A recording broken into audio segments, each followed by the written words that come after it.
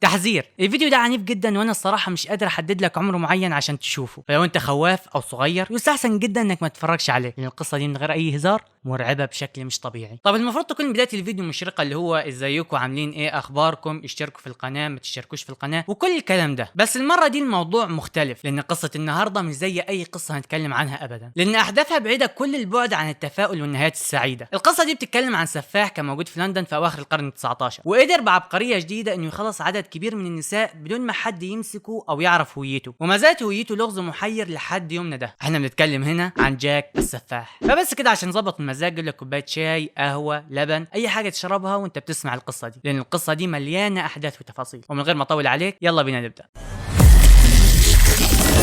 كلنا عزيزي المشاهد عارفين قد ايه تعتبر لندن او بريطانيا عموما من الدول الراقيه اللي اي حد يتمنى انه يزورها، بس الفكره هنا ان الحال ده ما كانش على طول، لانها ما كانتش دايما راقيه بالشكل ده، او على الاقل مش كلها. وده تقدر تستنتجه ببساطه لما تحسب عدد الاحياء الفقيره والقذره اللي كانت موجوده فيها، زي الحي او الشارع اللي هنتكلم عنه النهارده، واللي هو حي وايت شابل. الحي ده عزيزي المشاهد كان اعفن واقذر مكان ممكن تشوفه في حياتك كلها. مخدرات تلاقي، ناس سكرانه وخمرات هتلاقي، جرائم قتل وسرقه برضه هتلاقي، اعمال منافيه للاداب برضه اكيد هتلاقي. باختصار كان واحد من اقذر واعفن الاحياء اللي موجود على الخريطه. بس مع كل السوء والوضع التعبان اللي انا بكلمك عنه، كان لسه الشارع ده ما شافش حاجه من اللي جاي. كان يعتبر الحي ده لسه ما وصلش لاسوأ مستوياته على الاقل، لحد ما جه اليوم المرعب. جريمه قتل ماري آن نيكولز. كان ساعتها الوقت فجر بتاريخ 31 اغسطس سنه 1888، لما اكتشف واحد من عماله وهو في طريقه المصنع اللي هو كان شغال فيه حاجه غريبه كده خبطت في رجله وهو ماشي. وبطبيعه جو لندن الضبابي وان الدنيا كانت لسه ضلمه، ما عرفش ايه هي الحاجه اللي خبطت في رجله دي. فاللي جه في باله يعني هتكون ايه؟ في الغالب هتكون قطعه قماش او حاجه شبه كده. ما كانش يعرف ان بمروره في الوقت ده هيكون اول شاهد على سلسله كبيره من الجرائم. وزي ما بيحصل في افلام الرعب بالظبط، الغيوم اختفت والقمر ظهر وبين له ايه هي الحاجه اللي خبط فيها. وطلعت ايه في الاخر؟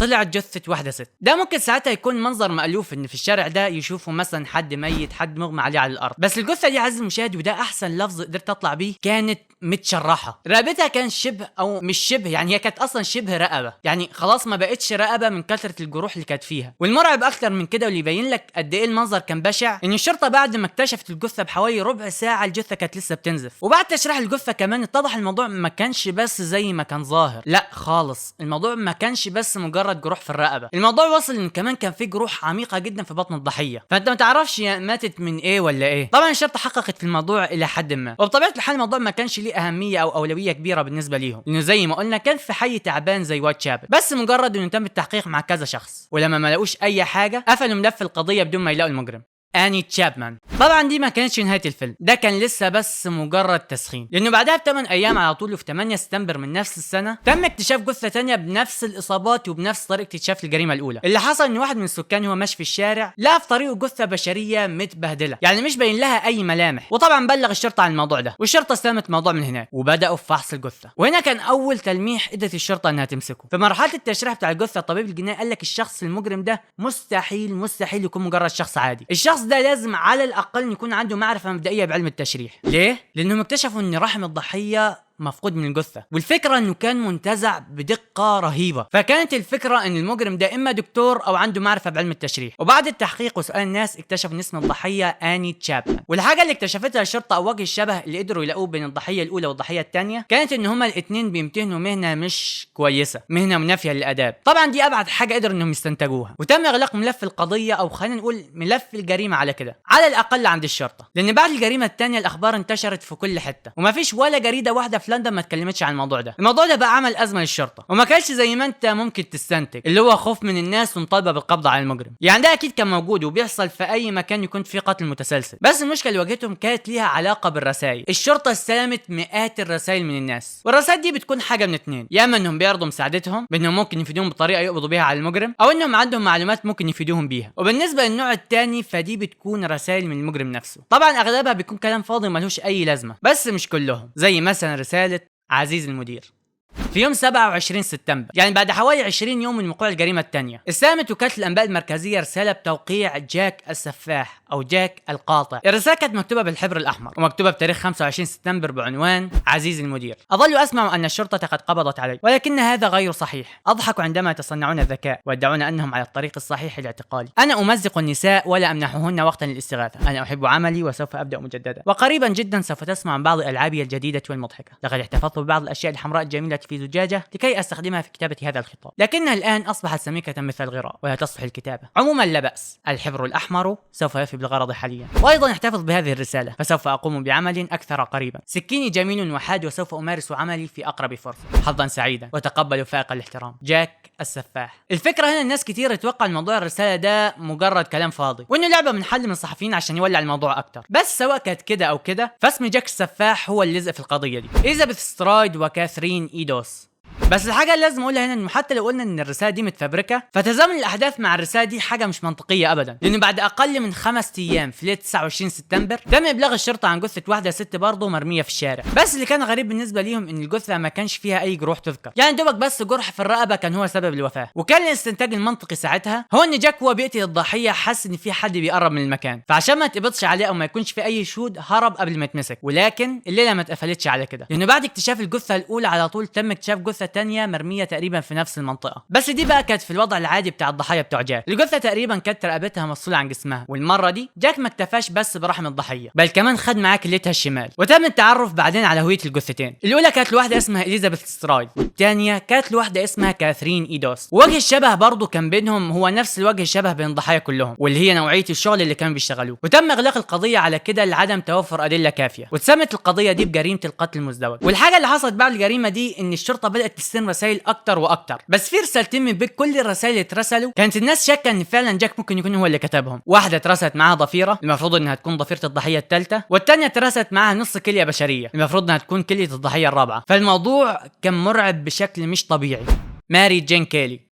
واللي حصل بعد موضوع الرسائل دي على طول كان يوم الجمعة 9 نوفمبر 1888، وكانت الضحية في القصة دي بنت في ال25 من عمرها اسمها ماري جين كيلي. البنت دي بطبيعة الحي اللي كانت ساكنة فيه كان مستواها المعيشي ضعيف، يعني تقدر تقول انها كانت فقيرة الى حد ما. واللي حصل انه في الوقت ده بالذات كانت متأخر عن دفع ايجار السكن بتاعها، فمندوب صاحب العمارة راح لها عشان يفكرها بدفع الايجار اللي هي متأخر عن سداده. الراجل وقف على الباب، خبط، نادى وزعق، بس ما كانش في اي رد فعل من جوه الأوضة. المندوب كان واقف محتار، يعني هل هي بتحاول تتهرب من دفع الايجار ولا ايه ظروفها جوه؟ يعني هل هي ميته حيه؟ ايه اللي حصل لها بالظبط؟ ما كانش في اي حاجه واضحه، لحد ما جه في باله انه يبص من شباك الاوضه بتاعتها عل وعسى انه يلاقي حاجه. الراجل حاول بصعوبه انه يركز عينه على المنظر اللي جوه بسبب ان الدنيا كانت ضلمه وما كانش في اي حاجه باينه، لحد ما عينه اتعودت على الضلمه وقدر يلمح حد نايم على السرير. بس حس ان في حاجه مش طبيعيه في المنظر اللي شافه، فكان كده في شباك الاوضه بتاعتها زاويه مكسوره متغطيه بورق جرايد. فالمندوب ده شال ورقه الجريده دي عشان يشوف ايه اللي بيحصل جوه، واظن لحد ما مات كان لسه مرعوب من المنظر اللي شافه. كيلي كانت فعلا موجوده جوه الاوضه ونايمه على السرير، بس وشها كله كان متشوه بحيث انك ما تعرفش تحدد هويتها او تتعرف عليها، ورقبتها كانت متشرحه ابشع الطرق اللي ما انصحكش حتى انك تتخيلها. والمره دي جاك ما اكتفاش بس بالرحم او الكلى، جاك المره دي فضل بطنه من كل الاعضاء اللي جواه. ومش عايز الصراحه اكمل لك في وصف بشاعه المنظر لان ده مجرد جزء من حاجات اكتر هو عملها، بس الاحسن ان احنا نوقف هنا. وبالنسبه لوجه الشبه فبرضه كيلي كانت شغاله في نفس المهنه بتاعت كل الضحايا اللي قبلها، وزي كل القضايا تم اغلاق القضيه بدون ما يلاقوا اي دليل يوصلهم للمجرم. وحاجه لازم اقولها ان كيلي كانت تعتبر اخر الضحايا بتوع جاك اللي الشرطه كانت متاكده منهم. وبقول الكلام ده عشان في الفتره دي حصلت 11 جريمه مختلفه بس في منطقه واد شابل لوحدها، بس هم مش متاكدين هل جاك هو برضه المجرم فيهم او لا. وعلى مر اكتر من 100 سنه اشتبهت الشرطه في عدد كبير جدا من الشخصيات، ومع الوقت والتحقيق وسعت دائره المشتبه بيهم عشان تشمل اكتر من 100 شخص. بس زي ما الدائره وسعت عشان تشمل الرقم الكبير ده، في وقتنا الحالي الدائره صغرت عشان تشمل عدد اقل من الناس. وعشان ما اطولش عليك جبت لك 3 اشخاص من اكتر الناس شبه في كل المشتبه بيهم، ولما تسمع قصصهم هتلاقي انه منطقي جدا ان كل واحد فيهم يكون هو القاتل. وهتلاحظ الترابط ما بينهم وما بين شخصيه جاك السفاح لما تسمع تفاصيل كل شخصيه فيهم. المشتبه الاول آرون كوزمونوسكي. آرون هو واحد من اللاجئين البولنديين اليهود اللي لجوا لبريطانيا باعداد مهوله في الفتره الزمنيه دي، وكان بيصرف على نفسه من شغلانته كحلاق في لندن، وكان واحد من المشتبه بيهم الرئيسيين بس بدون اي دليل. الموضوع كان مجرد اتهامات بس الشرطه كانت متهمه بيها. وخليني اعيد الجمله تاني، كان آرون ساعتها متهم من غير دليل، بس مش معنى ان ساعتها ما كانش في دليل ان دلوقتي برضه مش هيكون في دليل، لان في اخر 8 سنوات واحد من العلماء فضل يعمل بحوثات وفحوصات على دليل كان موجود في مسرح الجريمه. الدليل كان عباره عن شال، فالعالم ده جاب الشال وقعد يحلل الحمض النووي اللي فيه عشان يقدر انه يوصل للمجرم. الحمض النووي كان فيه 2 منه، واحد طبيعي اللي هو كان جنب الضحيه كاثرين لان الشال اصلا كان موجود جنب جثتها، وده تم اثباته فعلا لما عملوا مقارنه للحمض النووي اللي موجود على الشال مع حمض نووي لحد من قرايبها. بس بالنسبه للحمض النووي الثاني فكان بتاع ارون كوزمانوسكي، واللي برضه اتعمل له مقارنه مع حمض نووي لحد من قرايبه عشان يتاكدوا من الموضوع. طبعا ده على حسب كلام العالم والباحث ده، والفكره ان الكلام ده منطقي جدا لما تعرف ان ارون اصلا كان معروف بكره الشديد للنساء، وبرضه انه كان عنده مرض شديد في عقله وكان مشهور بيه في المنطقه، وبسببه اتحجز في واحده من مستشفيات الامراض العقليه سنه 1891 لحد ما مات فيه في سنه 1919. واهم حاجه في الكلام ده كله ان الجرائم بتاعت جاك كلها وقفت بعد ما دخل هو المستشفى. بس اللي يلغي او يضاعف النظريه دي هي انه مش كأن الشال اتحفظ واتبروز من ساعه ما تم اكتشافه في مسرح الجريمه، يعني الشال فضل ينتقل من شخص للتاني، غير ان في علماء طلعوا وقالوا اصلا ان الحمض النووي مش دليل قاطع زي ما الناس فاكراه، خاصه في الحاله دي. المشتبه رقم 2